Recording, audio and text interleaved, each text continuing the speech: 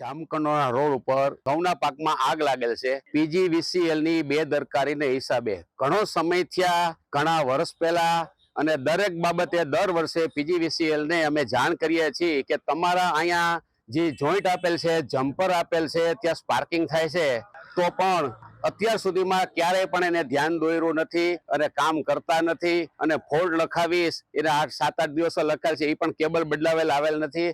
એ cable બદલાવેલ નથી આવ્યા, એને કારણે સ્પાર્કિંગ થયું છું.